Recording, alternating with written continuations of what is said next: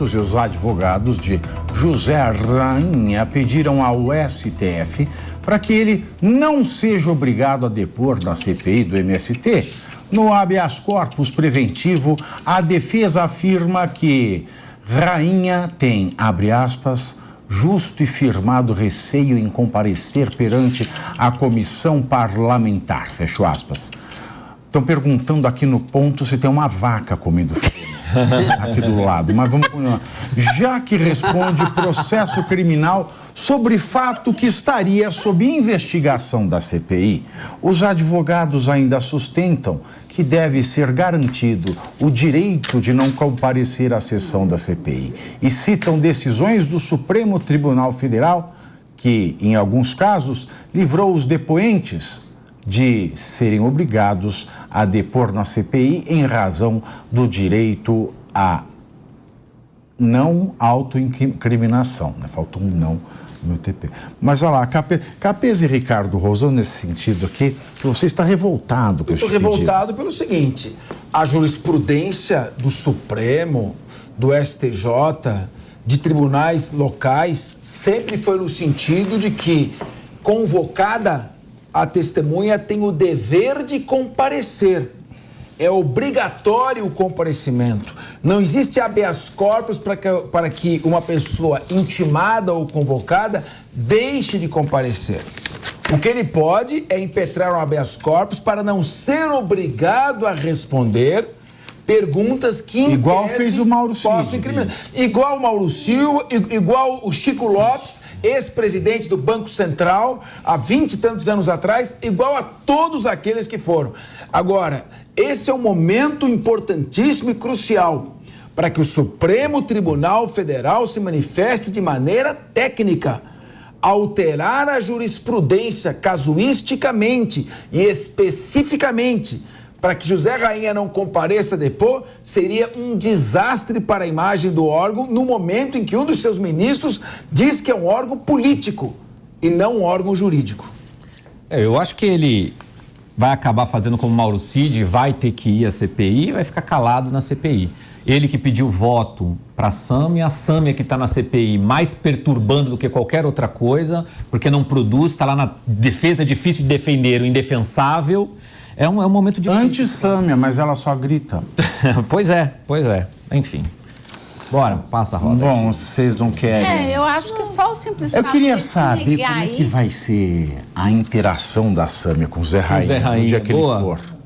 Vamos perguntar. Será que ela vai entrar na frente dele? Vai falar assim, não pergunte para ele, pergunte para mim.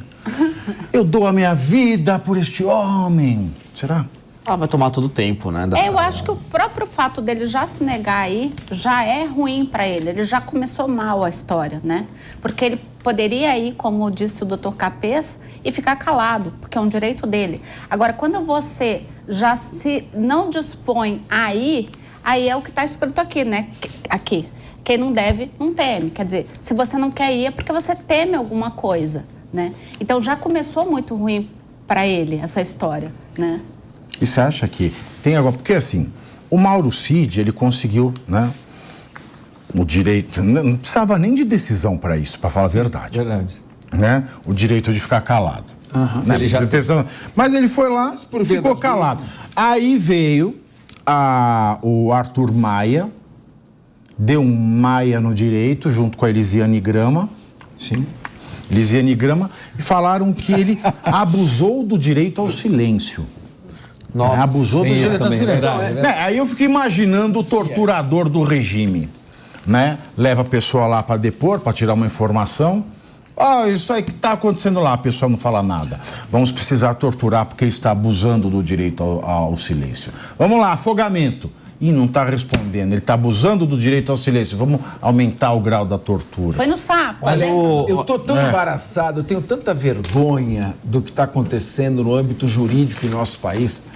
Nós, com certeza, estamos sendo ridicularizados pelas comunidades jurídicas mais avançadas. É tanta besteira, é tanto neologismo, é tanta expressão sem sentido, é violência política, é abuso do direito ao silêncio. O direito ao silêncio é um direito constitucional de todo incriminado. É o princípio que vem desde a Magna Carta de João Sem Terra, nemo tenetur sed tegere, no princípio em latim, ninguém é obrigado a produzir prova contra si mesmo.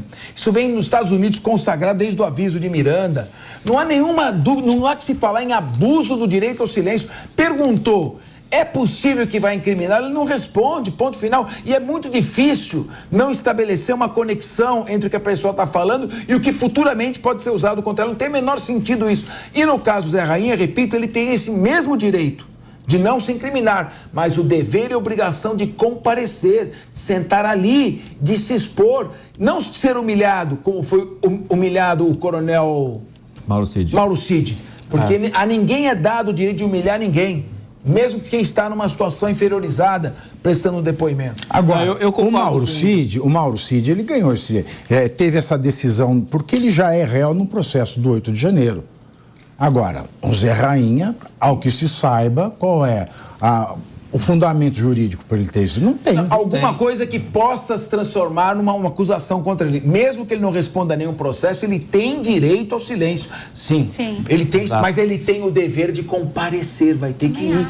Tem que ir, convocou, tem que ir. Eu concordo com o Capês e ainda por cima eu acho muito curioso porque alguns meses atrás, né, antes da CPI do MST começar, o Stedley deu uma entrevista, né? Nessa entrevista ele dizia que não tem o menor receio com a CPI do MST, porque no final de contas, após as investigações, a sociedade brasileira vai entender melhor o que é o MST e vai ter uma visão mais positiva do MST, né? Agora, essa reação do Rainha de não querer de maneira nenhuma aparecer na CPI não está muito na mesma direção, né? Então mostra que, de fato, na realidade, tem muito receio deles de estarem ali e de terem que falar aquilo que eles fizeram a vida toda, né?